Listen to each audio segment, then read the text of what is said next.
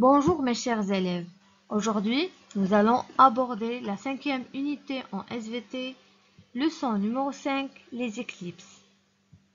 Son objectif est de distinguer entre l'éclipse du Soleil et l'éclipse de la Lune. Et nous commençons par la question suivante. Qu'est-ce qu'une éclipse? Alors, une éclipse est la disparition apparente et temporaire de tout lorsque l'éclipse est totale ou partie, lorsque l'éclipse est partielle d'un astre, quand un autre corps céleste passe entre cet astre et la source de lumière, ou entre cet astre et le point d'observation. Il existe plusieurs sortes d'éclipses, notamment les éclipses de lune et celles de soleil. Passons maintenant à notre question problématique. Comment peut-on distinguer entre l'éclipse du Soleil et l'éclipse de la Lune? Observons les deux images ci-dessous.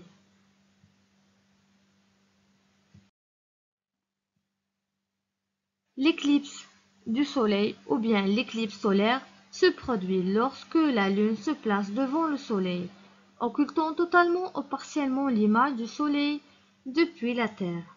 Cette configuration peut se produire uniquement durant la nouvelle Lune, quand le Soleil et la Lune sont en conjonction par rapport à la Terre. Éclipse de la Lune ou bien éclipse lunaire est une éclipse se produisant à chaque fois que la Lune se trouve dans l'ombre de la Terre. Cela se produit uniquement lorsque la Lune est éclairée et quand le Soleil, la Terre et la Lune sont alignés ou proches de l'être. Observons l'image ci-dessous.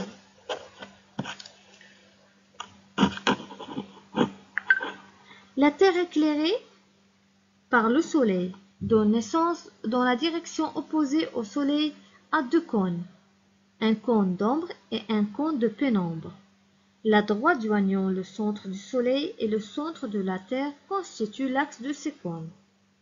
Le sommet du cône de pénombre est situé sur cet axe entre le Soleil et la Terre, et le sommet du cône d'ombre est également situé sur cet axe, mais de l'autre côté par rapport à la Terre.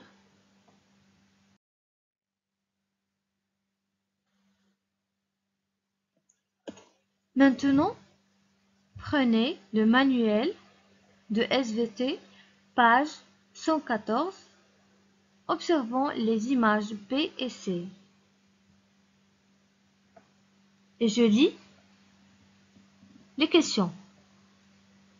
Dans l'image B, où se trouve la Lune par rapport au Soleil et à la Terre?